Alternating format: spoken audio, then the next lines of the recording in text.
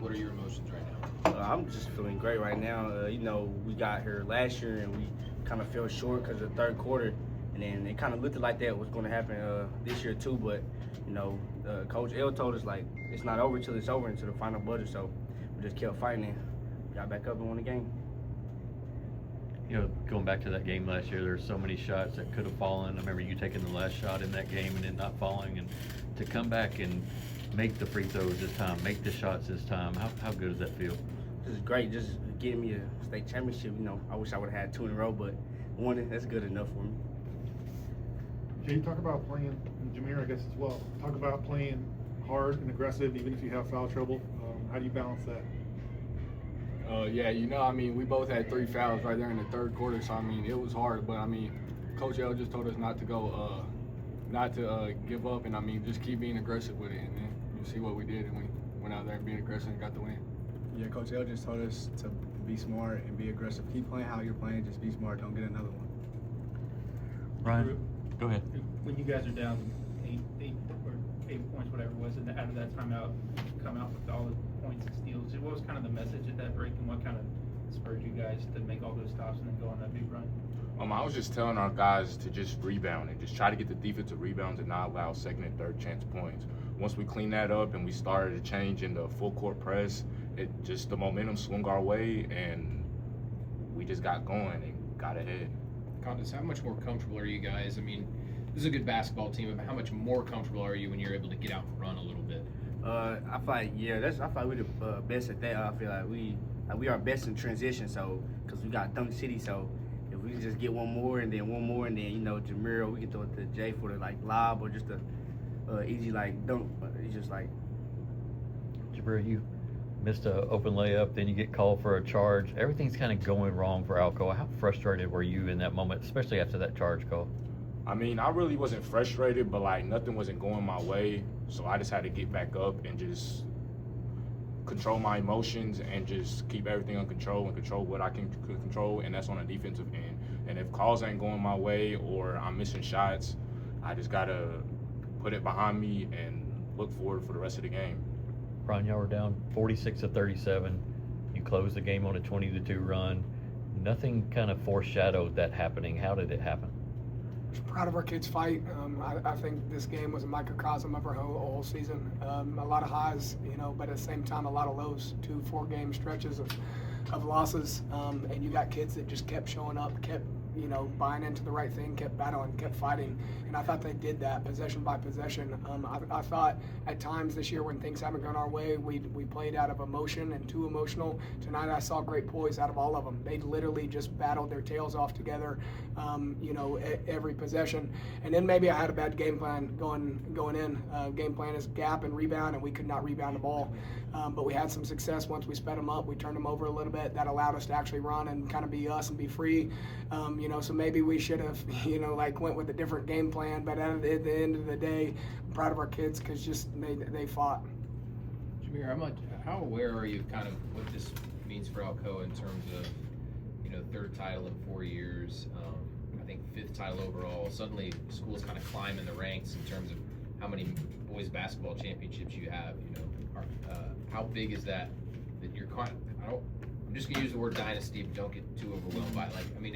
It's the dynasty conversation right now. You guys, It just means a lot for all of us, the whole city of Alcoa, because most people just think we're a football team, but we're an all-sport school.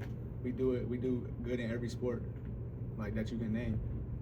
Jibriel, in the third quarter, when Fulton comes on that run, was there any sort of thoughts of this is not how I want my senior season to finish? What was that conversation like on the sideline with you guys of all right, we can't let them, we can't fold now? Yeah, of course. Obviously I was thinking certain type of things at that moment because we came into the half, in the first half, up by 7, and then it just swung fast and they went up by 11. So I'm just basically telling our guys to just stay together, stay composed, and just do what we do, and it's going to start swinging our way. And we all follow Coach. We don't ever go our separate ways. So when he told us to full court press, that's what we did, and things started swinging our way, and that's when we just got out and took over. Come on. Go ahead. What was the moment that made you bring up the pressure? Because, I mean, 3 straight steals just tore them up. I think, down 9, you got to go that kind of direction. But again, we had success. We told them in a timeout, we've been in this exact moment in Fulton earlier in the year, literally. I think down double digits going late into the game, called a timeout, really kind of got after them and try to really channel their best fight from the right places.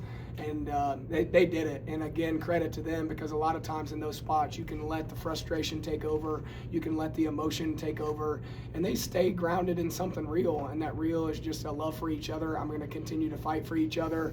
And they unleashed a fury. I mean, a 22 run against Fulton is pretty unbelievable. And to close the game that way is maybe even more so. Again, ultimate respect to the other side. View them as kind of the standard. And so it was just a good feeling to see my kids fight like that. Coach, how'd you play? I'm sorry, go ahead. I just want to, I thought the biggest call that really was a difference maker was when you did the spin move and they called you for the block. And I mean, you got to be kidding. But a lot of people can lose it right there. What do you tell yourself? Yeah, it wasn't so good of a call, but I just stayed composed, and I just got back on defense, and right after that we got a steal and we went to lay the ball up, and applied pressure and we got another one and laid the ball up, and then we were right there. Coach, a lot of coaches will sit a guy immediately with 2 fouls in the first half, 3 in the third, they sit him right away. You played Jay through some real foul trouble, Jamir as well. How were you able to, why did you do that, I guess? I don't think you win games with your best players over there next to you on the sidelines. So ultimately I trust these kids wholeheartedly. I think they know that they're in foul trouble. They know to be smart, but they know they have to execute their job and still be aggressive. But at the end of the day, these are dudes sitting here at the table. You don't want to go down with your dude sitting next to you and think, man, I tried to just escape the first game, or first half. You're playing to win the game. And, so I've always been a believer of having my horses on the floor. Sometimes, that goes against you, but that's just my personal philosophy. Jay, how long you've been involved with the program? What does that mean to you? Yeah, it's just a blessing. I've always loved Alcoa, and it's just the biggest thing to come out here and get MVP and win a state championship with my brothers. I've been around it my whole life, so I love it. Coach, what's special about your senior class to be here for 4 years and win 3 titles? Just talk about those kids and what they've done in the program. It's hard to kind of put it all in words, but I think for me, I made a statement the other day that sometimes you have a good team, and that just means you wrote a good player, and so people could say the first 2 when you win it with Javan, you had a good team and you rode the best player on the floor. But I don't think people can say that anymore. I think people now say we have a good program because of sustained success. And I think it's a program that's actually built on something that I'm proud of, and that's the brotherhood aspect of it. At the end of the day, this is a good feeling, but this feeling's gonna leave. And I think what lasts is just the relationships with one another. And I want to build something that's real in terms of that brotherhood. And I believe at this point, and not that it hasn't been in the past, but it's real. And that's just a testament to them. I said that long-winded answer to say when you look at who built that, who did that for 4 years, who was the sustained success, it's our senior class. And we've got just 5 phenomenal seniors who mean a lot to me. Jamir, what's it feel like to win state as a freshman as opposed to a junior, being an upperclassman and a leader of the team? I'm sure it was just fun and new as a freshman. What's it feel like when you're one of the guys, top dogs? It feels great because I had somebody to carry me freshman year. Now I got to do the carrying. Well, we got to do the carrying, not just me. So it's a great feeling. The Film Room is presented by SmartBank. Play smart, bank smart. SmartBank. For more information, visit smartbank.com.